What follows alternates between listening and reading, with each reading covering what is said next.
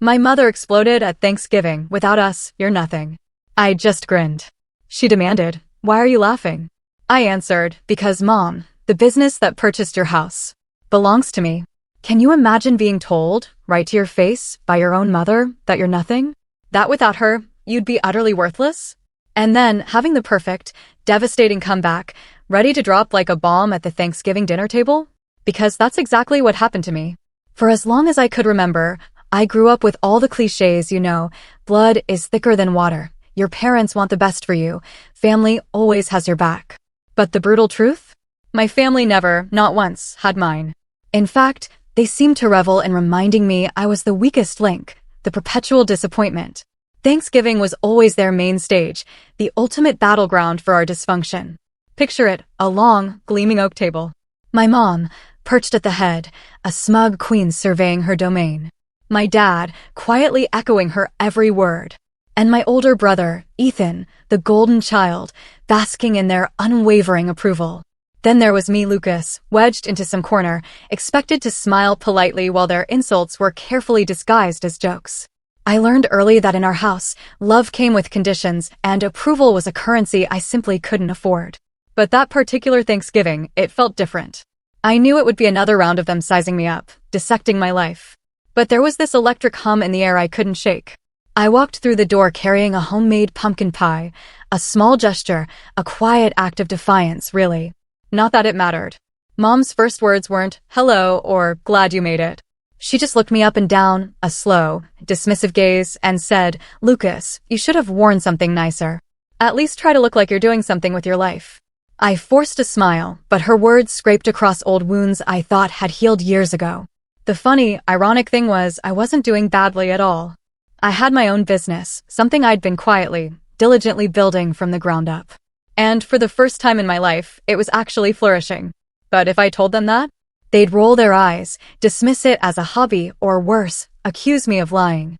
My family loved to pretend I was a failure because it made them feel bigger, more successful, more important. So I said nothing, took off my coat, and took my usual seat at the far end of the table. Dinner started exactly as it always did.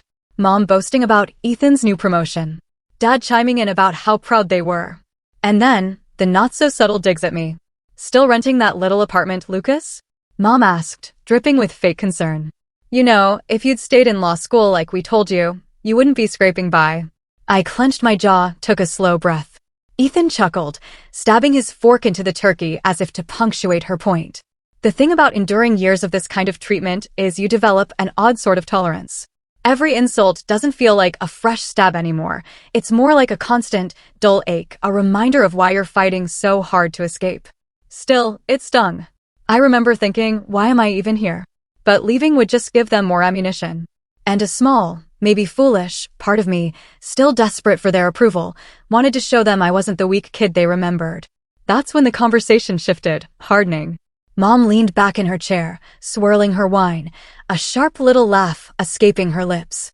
"Without us, Lucas," she declared, loud enough for the whole table to hear, like it was some punchline, "you'd be nothing. Don't ever forget that. You've always needed us." My chest tightened, but instead of shrinking away like I used to, I caught myself smiling. Not a big grin, just enough to make her pause, make her narrow her eyes. "What's so funny?" she snapped. The room quieted. Forks froze midair. Even Ethan stopped smirking long enough to look at me. I shook my head slowly, weighing my words. My heart was hammering in my chest, a frantic drumbeat, because this was it. This was the moment. All those years of swallowing insults, working in silence, proving myself without ever being acknowledged, it had all led to this. And all I said was, "Because Mom." I let the words hang there, relishing the sudden, heavy silence. She hated not being in control of a conversation. And for once, every single eye was on me. My pulse thudded in my ears, but I kept my voice steady, almost conversational. "The company that just bought your house," I paused, letting the shock ripple through her, seeing her wine glass freeze halfway to her lips, "is owned by me." And just like that, for the first time in my life, I saw her expression truly falter. Everything began to unravel. I didn't say another word after that. I didn't need to. The silence did the heavy lifting for me. Mom set her glass down with a delicate click that, as a kid, used to make me sit up straighter. Dad tilted his head, as if trying to catch a faint sound from another room. And Ethan, my brother, who'd grown up hearing he was the family's future, let out a tiny, disbelieving scoff, like I'd just told a really bad joke. Owned by you, Mom repeated, her voice calm on the surface, but her mouth tight at the corners. She turned to me, that slow, deliberate way that always preceded a scolding.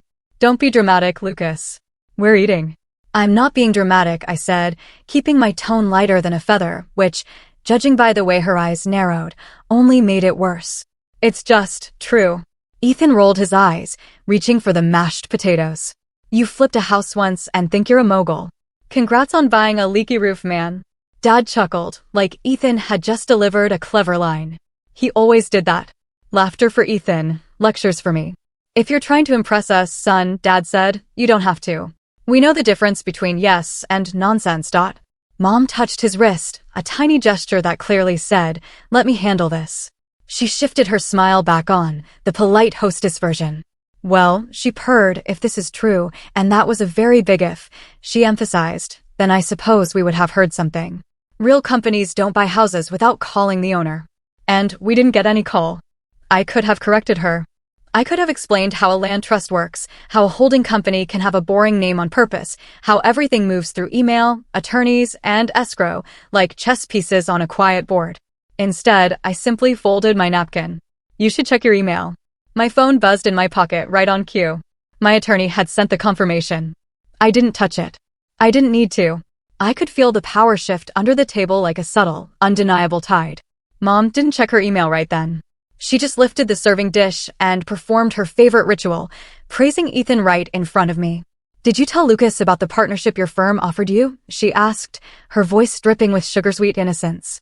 Senior account manager at 29. That's not nothing. Ethan shrugged in that practiced way that screamed pride. They recognize talent, he said, side-eyeing me. Some people just have it. Some people build it, I countered. That was the first hairline crack of the night. It widened when Mom leaned forward, elbows on the table, as if about to share a secret with a friend.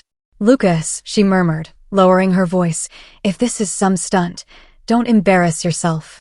We've cleaned up your messes before, but this is Thanksgiving. A memory flashed so fast it left a sting. Me at 19, standing in the kitchen with a rejection email from the scholarship committee on my phone. Mom frowning as if my failure might stain the counter. Take the paralegal job your uncle offered, she'd said back then, using the voice you use on a child who insists the moon belongs to him. You're not a risk taker. Dad had nodded. Ethan had even asked if he could have my desk for his gaming setup since I wouldn't be needing it. I set down my fork and looked at her. It's not a stunt. Then prove it, Ethan said, his mouth full. Pull up the deed, show the logo, do the dance. Dad made a little sound of agreement. Exactly. If you can't, then enough. We celebrate Ethan tonight. He raised his glass toward my brother. To the promotion. I watched them toast, just like they always did. Unison for Ethan, a quiet, damning verdict for me. My chest tightened, but it wasn't the old ache of wanting to be included. It was the calm that settles right before a storm you've prepared for. I looked around at the pieces of the room I knew by heart, the blue and white plates, the dent on the corner of the table where I'd knocked a toy truck as a kid and gotten grounded for carelessness, the framed photo of Ethan in his varsity jacket, my own senior photo tucked lower on a side table, half hidden behind a ceramic rooster. Every detail felt like a rehearsal for tonight. I didn't raise my glass. Instead, I asked, when was the last time you looked at the mortgage? Dad squinted. What? The mortgage. You've been refinancing every few years, I said, keeping my tone mild. Rates were higher last time. Payments went up, didn't they? Dad's jaw worked. The numbers had always been his domain. He liked holding them like keys. We manage fine. You do. Mom jumped in, sweet again. We've never needed help, unlike you. The word help hung there, sour. I remembered the exact shape of it from when I was 21, living in a studio with a mattress on the floor. I'd asked to borrow the old lawnmower to start a summer gig. Dad had said no, because you'll break it. Ethan had offered to rent it to me for $20 a day. I'd bought a secondhand push mower for $35 instead and wore blisters into both palms that July. Mom was still talking. Lucas, dear, while we're discussing grown-up things, I do hope you remembered to bring the dessert we asked for. After all, contributing is important. She smiled like she'd said something kind. I brought pie, I said. And I brought a letter. That made her blink. A letter from the title company, I clarified, addressed to you. I reached into my bag and placed the envelope on the table. Her name was printed in neat black type. Her eyes caught on it, and I watched something change in her posture, subtle and wary. Ethan made a show of groaning. Oh, come on. We're not opening mail at dinner. This is weird. It's informative, I said.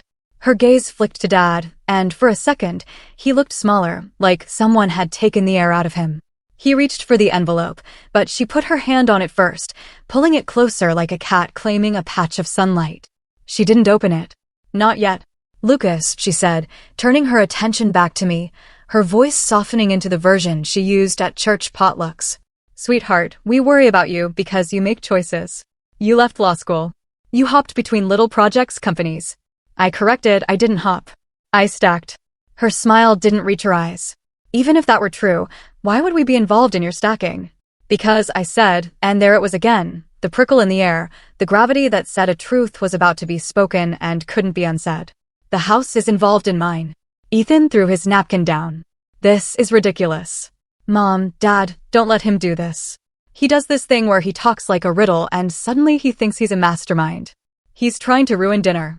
Ethan, Mom warned softly, not because she thought he was wrong, but because she wanted control of the tone. She turned to me again. Lucas, if you needed money, I didn't ask you for money, I said. The words came out sharper than I intended, but I didn't soften them. I never asked you. Her face hardened.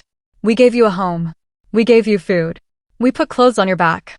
You kept a ledger, I said, and I felt it in my bones. The first time I'd ever said that out loud. Every kindness had a price. Her eyes flashed. How dare you? How dare I? I sat back, palms flat on my thighs to steady myself. How many times did you tell me I was a burden because I wanted to take an unpaid internship? How many times did you call my ideas childish because they weren't your path? You used to tell me that love looks like guidance, but your guidance always looked like a lock. Dad pushed his chair back an inch, defensive. We did what was best for you. You did what was best for Ethan, I said quietly. I didn't raise my voice. I didn't need to. The truth is loud on its own. Ethan snorted. Okay, victim. I looked at him. Do you remember when Mom and Dad co-signed your first condo, paid the down payment, and said it was an investment in your future? He smirked. Smart move. Their investment paid off. And when I asked for help to cover a certification exam, I continued, the answer was, earn it first, then we'll support you. I did earn it. I passed. You didn't come to the ceremony. Mom's mouth pinched. We were busy with Ethan's open house. I finished for her. I saw the photos. The room had a different temperature now, like someone had opened a window and the cold November air had crept in. Mom's hostess voice slipped. You're dredging up old things, Lucas. That's not fair. What's fair, I said, is that I grew up.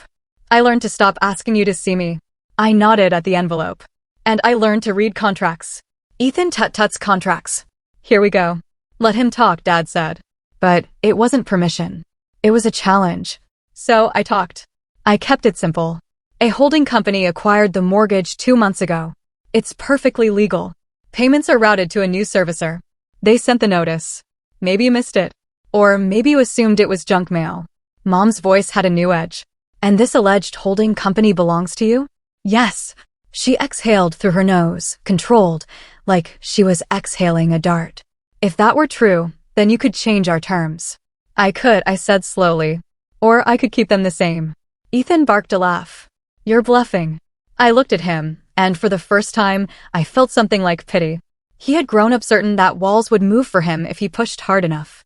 I had grown up learning where the hinges were. Why? Dad asked. That one word was softer, not kinder, but less armored. Because, I said, and I felt my voice steady in a way it never had in this house, I wanted to know what would happen if I showed up with leverage instead of a plea. There was a scrape as Mom pulled the envelope closer and finally slid a knife under the flap. Paper whispered. She scanned the letter, her eyes moving left to right to left, and something in her expression shook. She set the letter down but kept her fingers on it like it might float away. Who put you up to this? She asked. Who told you how? People who listened, I said. People who didn't laugh first. She stared at me so long I could see the calculation behind her eyes. She was good at it, better than anyone I knew. When I was a kid, she could read a room and pick the right story to make herself the heroine and me the lesson. She had a way of rearranging memory to fit her version. I watched her search for one now. Then she smiled.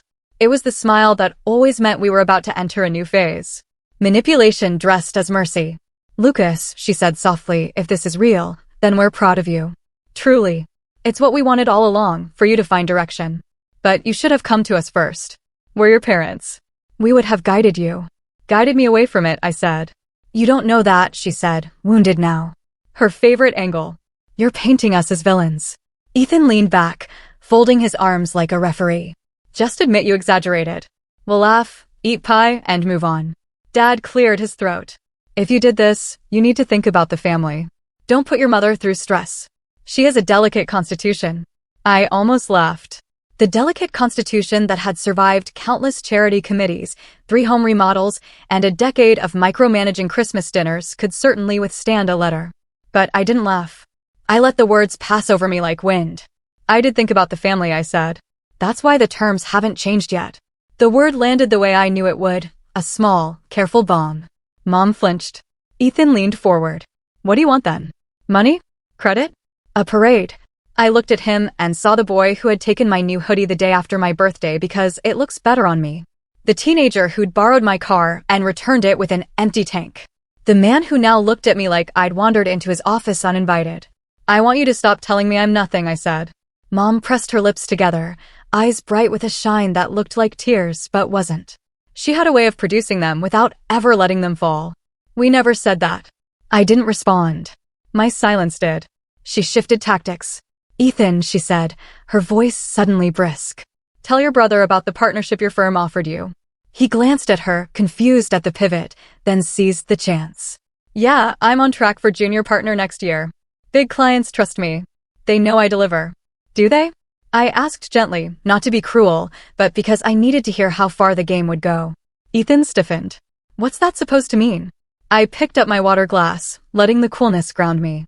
It means that every time I tried to bring you into something I was building, even small, low risk, you said I didn't have what it takes.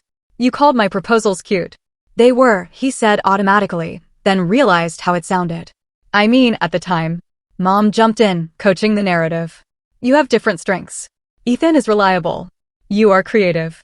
Creative is her code for unstable, I said, and her eyes flashed again. Dad stood, plate in hand. Enough.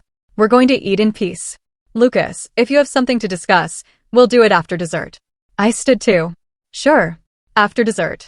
I paused, then added. You might want to invite your real estate agent to dessert. Mom looked at me like she'd swallowed a lemon. Why would we do that? Because there's an open house scheduled for Saturday, I said. You might prefer a say in the staging. The room went very, very quiet. Even the ticking clock on the mantel seemed to shy away from it. Dad lowered his plate slowly. We didn't schedule any open house. No, I agreed. You didn't. Mom's voice dropped to a whisper. Lucas, what did you do? I kept my tone even. I made sure your buyer list includes people who will actually close. Ethan bristled. This is insane. They're not selling. Then they'll need to talk to their servicer, I said. Soon. Mom's hand trembled against the letter. She saw it, hated that I saw it, and folded her fingers tighter. You have no right. I have every right a lender has, I said. And I haven't exercised any of them yet. She stared, and I watched the options parade across her face. Deny, belittle, flurry of affection, anger, a plea. She chose speed. Fine, she said crisply. If you've involved yourself in our affairs, then you can uninvolve yourself. You will call your people and you will undo whatever this is. No, I said, not unkindly. But I will listen to what? Ethan snapped. To a plan, I said. To changes. Mom laughed, a brittle sound. Changes? You think you can waltz in here on Thanksgiving and dictate how we live?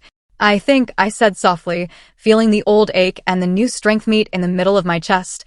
I can stop pretending that nothing you say has consequences. She straightened her shoulders, taller in her chair than I'd ever seen her. If you insist on playing this game, she said, you're choosing to separate yourself from the family. Don't come crying when you need us. I won't, I said, and we both knew I never had. Ethan pushed his chair back with a scrape. I'm calling Uncle Mark. He'll straighten this out. He marched out toward the living room, and I could hear his voice rising through the door, outraged, confident. He always used volume as a substitute for leverage. Dad sat again, slower, like the chair might not be there. He looked older suddenly, the fight drained out of his posture. "Son," he said, and for a flicker of a second, I heard something almost human in it. Not the judge, not the accountant, just a man who had built his life on certain truths and was suddenly unsure of the math. "What do you want?" I could have said a number. I could have said a condition. Instead, I said, respect. He looked down as if respect were written somewhere on the linen tablecloth, and he could tally it. He didn't answer, because he didn't know how to price it. Mom stood abruptly, chair legs squealing. "I will not be threatened in my own home," she announced, her volume for Ethan's benefit even though he wasn't in the room anymore. She gathered the letter and tucked it against her chest like a clutch. "We will speak to our attorney, and you, Lucas, will leave now." I held her gaze. "I'm not raising my voice. I'm not making demands.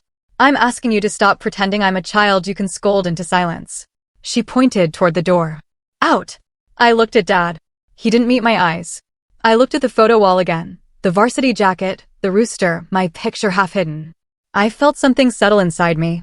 Not hard, not bitter, just settled. I picked up my coat. As I slipped it on, Ethan reappeared, phone in hand, face flushed with triumph.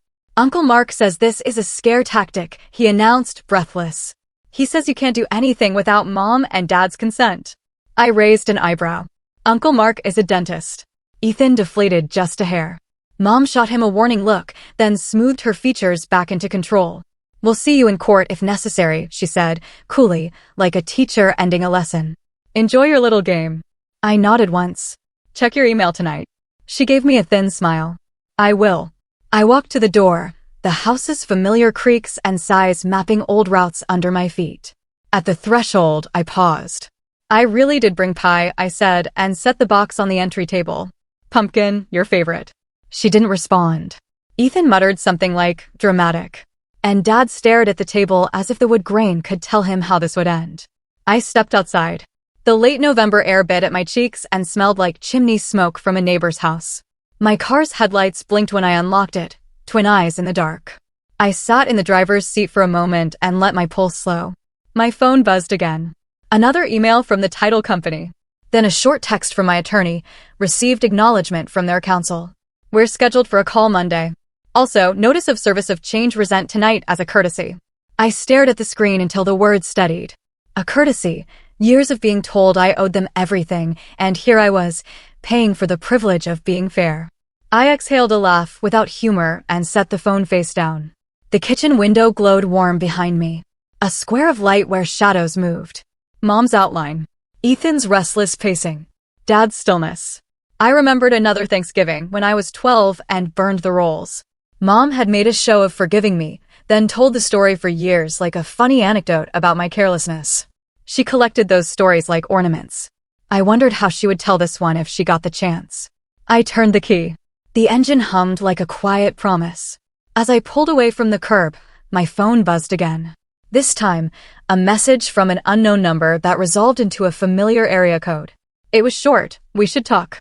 It was followed by a second text, this one from a different number, even briefer, "Don't do this." I knew without checking who had sent each. One was measured. One was a command. The night felt colder all at once. I drove 2 blocks before pulling over, the car idling under a bare maple tree. I lifted my phone, thumb hovering over reply, my breath fogging the dashboard display.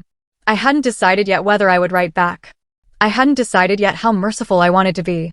Then my screen lit up again, this time with an email preview that made my skin prickle. Notice of inspection. Friday, 10 a.m. Please be present. And in that exact moment, as the plan I'd kept quiet began to move on its own tracks, my headlights caught a figure stepping off the curb up ahead, flagging me down with a frantic wave. I knew that silhouette. I knew that habit of standing in the road like the world would pause for him. It was Ethan. He was alone, no coat, phone in one hand, an expression I couldn't quite read from the distance. Anger? Panic? Maybe both.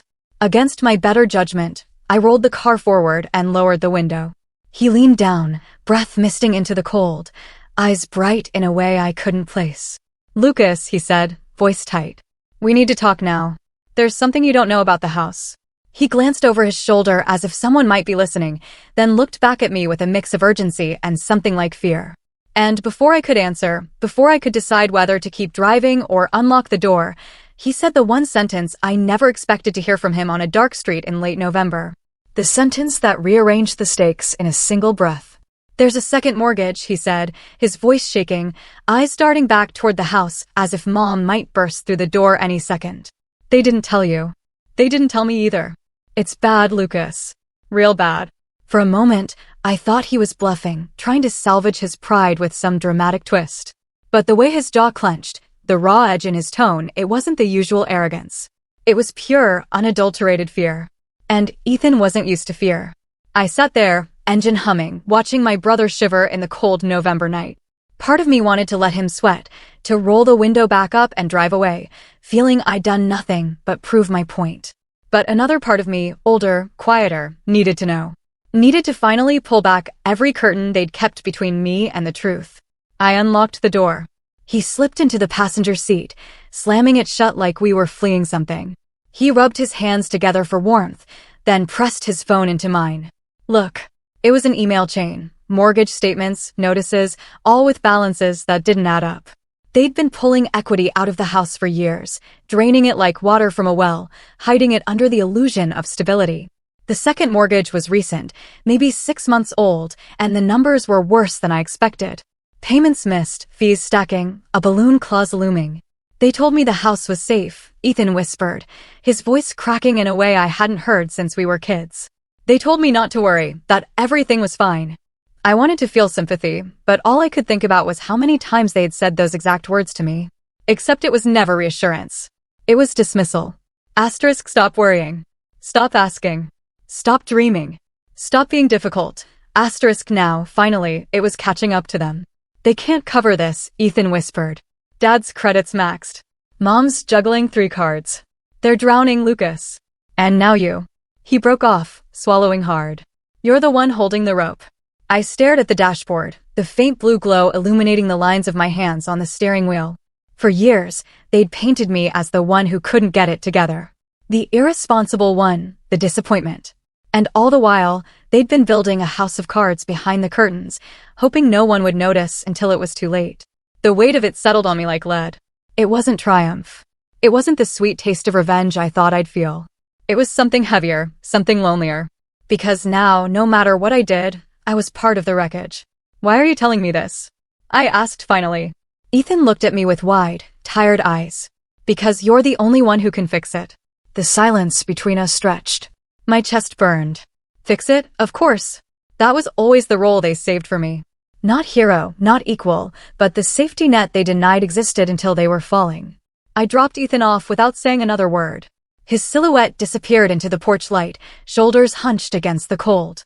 I drove aimlessly for a while, the streets empty, the town asleep. My phone buzzed with another text from my attorney. A simple reminder about the inspection Friday. I didn't respond. I couldn't. That night, in my small apartment with its secondhand furniture and peeling paint on the bathroom ceiling, I sat at my desk and opened my laptop. I stared at the numbers, the contracts, the leverage I had so carefully built. For years, I had told myself this was about freedom, about proving them wrong, about finally being more than the shadow they forced me into. And now, it felt like I'd built a trap, not just for them, but for me too. I rubbed my temples, exhaustion sinking into my bones. For the first time in a long time, I felt small again, like the kid at the dinner table, watching the spotlight shine on Ethan while I sat in the corner, like the boy who had asked for help and been told to figure it out alone. Except this time, the roles were reversed, and the irony of it twisted in my chest like a knife. I didn't sleep. I sat there, the glow of the laptop painting me pale in the dark, going over scenario after scenario. Let them lose everything. Step in and save them. Find a middle path. Each option felt like choosing between fire and ice. By sunrise, my decision wasn't made, but a seed was planted, a plan. Not for them, for me. Because whether I helped or walked away, one thing was certain, I couldn't keep living in the orbit of their approval or disapproval. I couldn't keep being the echo in a house that never made room for my voice. That Thanksgiving night had broken something. But maybe, just maybe, it had built something, too. And as the first light touched the windows, I whispered to myself, half a promise, half a prayer. It's time to walk away, but not empty-handed. The thought settled in me like a spark, small but steady. I didn't know exactly what form my revenge or my freedom would take yet. But I knew one thing with absolute certainty: the days of being their shadow were over. And as if to remind me of the weight of that decision, my phone buzzed again. This time, it wasn't Ethan. It wasn't my attorney. It was Mom. Just one sentence, short and sharp: "You will regret crossing this family." I stared at the screen until the words blurred. Then I turned the phone face down, leaned back in my chair, and let the silence fill the room, because regret was the one thing I no longer feared. The weeks after Thanksgiving felt like walking through a fog at first. Every morning, I'd wake up with that text from my mom echoing in my head: "You will regret crossing this family." For a while, it clung to me like an old sweater I couldn't shake off. I'd catch myself scrolling through old photos on my phone: Ethan's graduation, family cookouts, birthdays where my smile looked real, even though my chest was tight. I couldn't stop asking myself, why do I still want them to see me? Why do I care at all? But then something shifted. Maybe it was exhaustion. Maybe it was clarity. I remember sitting at my desk one night, papers spread out in front of me, contracts, growth charts, the small but steady empire I'd been building brick by brick. And for the first time, I really saw it. Not as a defense against their voices, not as proof I was worth something, but as mine. My work.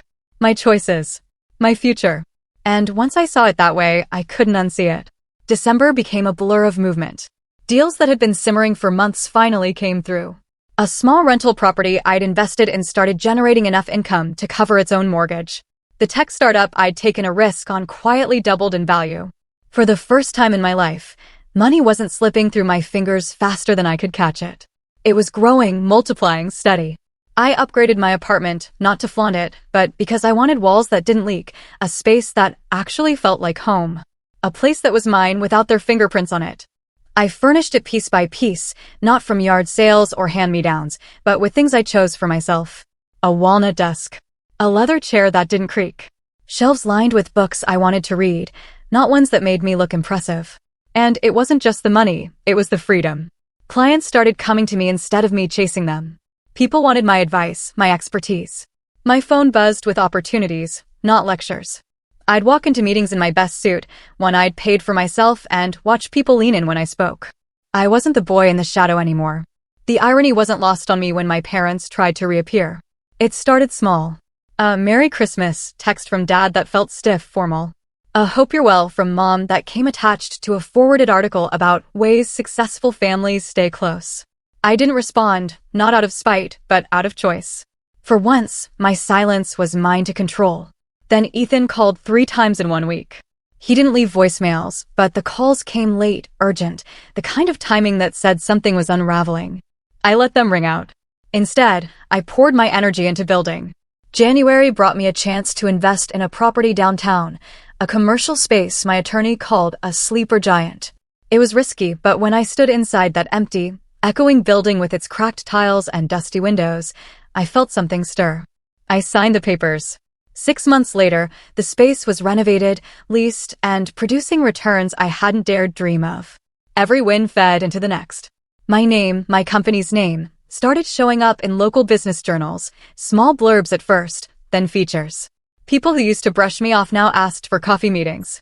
And with every handshake, every signed deal, every dollar earned, that text from my mom, "You will regret crossing this family," faded into the background until it was just static. By spring, I was standing taller. My suits fit sharper. My schedule was packed. And my reflection in the mirror no longer carried the weight of their voices. For the first time in my life, I didn't feel like I was proving something. I just felt like I was living. Of course, that's when the first crack appeared in their perfect facade. It came in the form of a letter. Ironic, considering how much weight that first envelope at Thanksgiving had carried. This one wasn't from a title company. It was from their bank. My attorney forwarded it to me with a short note: "Thought you'd want to see this." The letter confirmed what Ethan had whispered that night in my car. The second mortgage was collapsing. Payments weren't being made. Fees were piling up.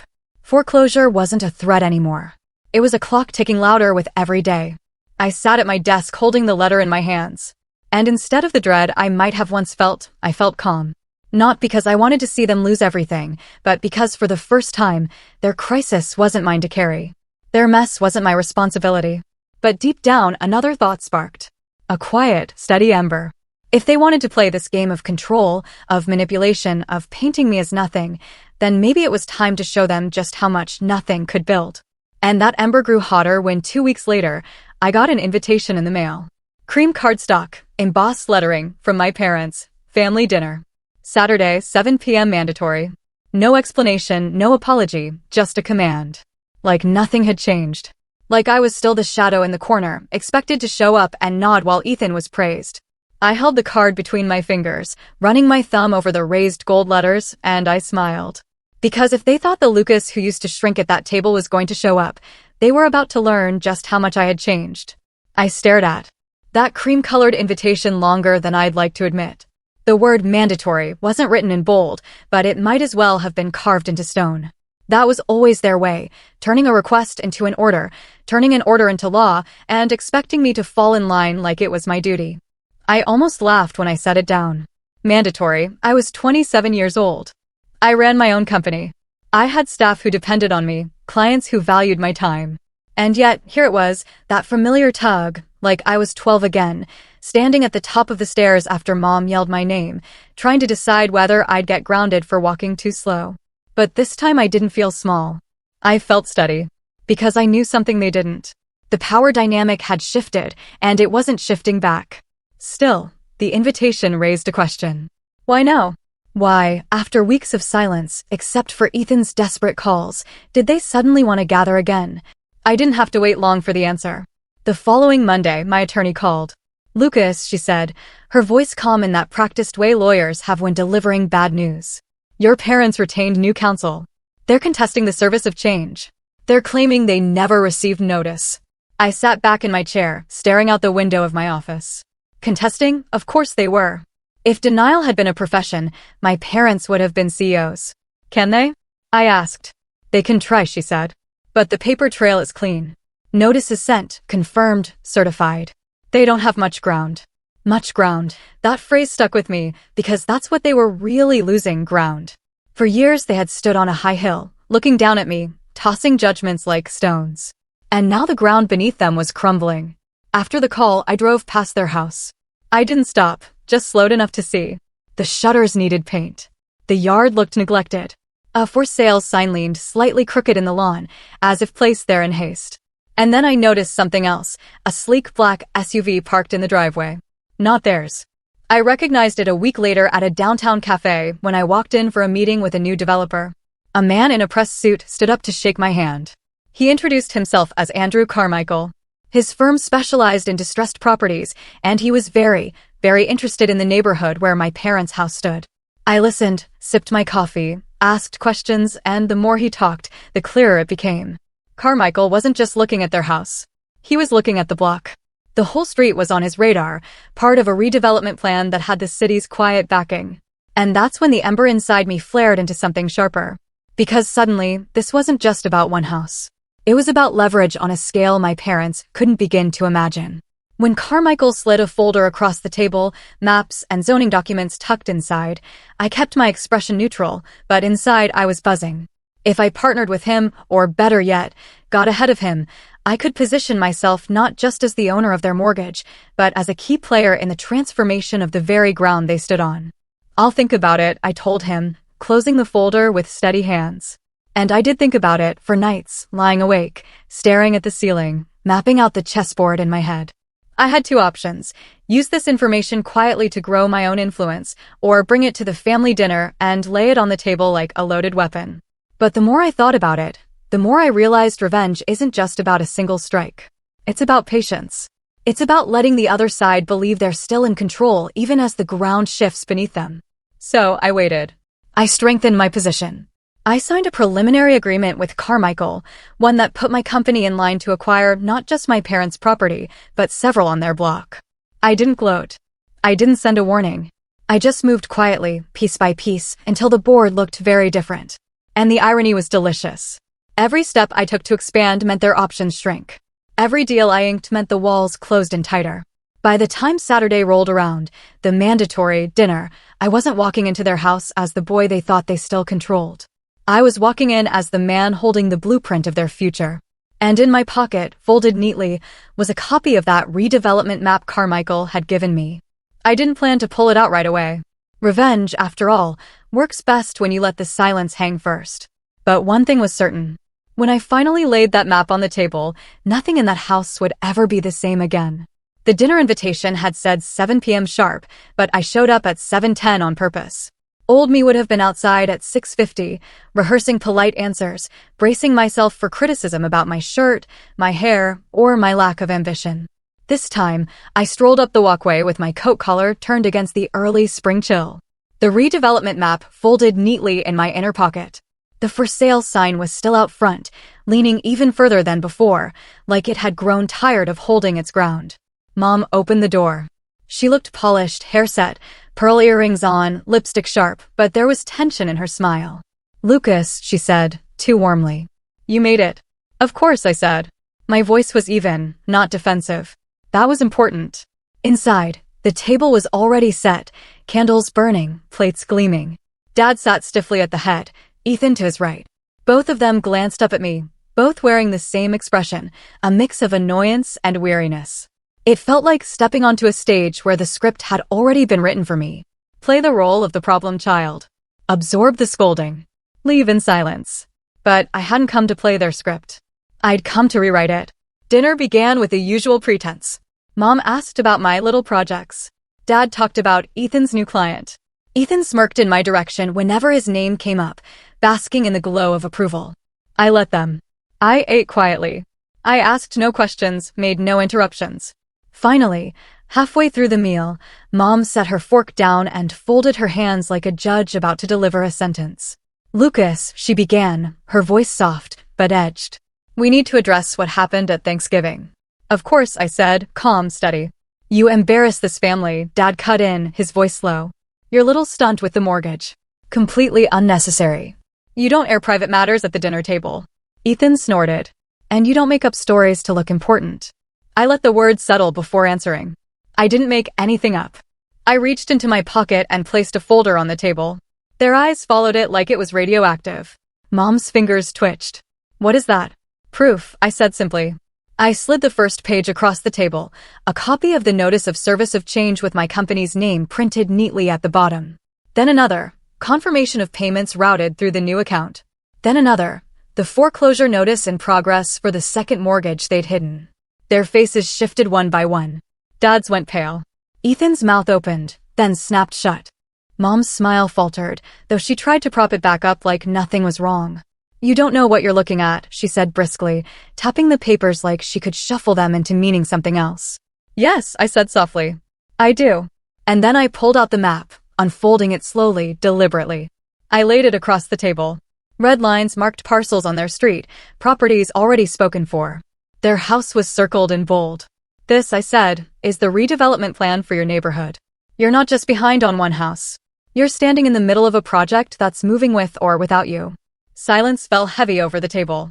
Ethan leaned forward, scanning the map with wide eyes. Dad pinched the bridge of his nose, muttering something under his breath. Mom stayed very still, hands clasped in her lap. Finally, Ethan spoke. This can't be real." "It is," I said. "And you're not in control of it anymore." Dad slammed his palm on the table, rattling the glasses. "We built this family from nothing. We gave you everything, and this is how you repay us." I met his glare without flinching. "You didn't give me everything. You gave me conditions. You gave me comparisons. You gave me lectures about how I'd never measure up. Everything I have, I built while you told me it wouldn't work." I leaned back, letting the weight of the words hang. "And now, for the first time, you're sitting at a table where I hold the cards. You can't scold that away." Mom's eyes glistened, but her voice was sharp. "So, what? What do you want? Money? Gratitude? Do you want us to beg?"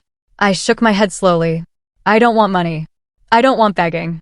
I want you to stop pretending I'm nothing." Ethan gave a short, bitter laugh. "So, this is revenge.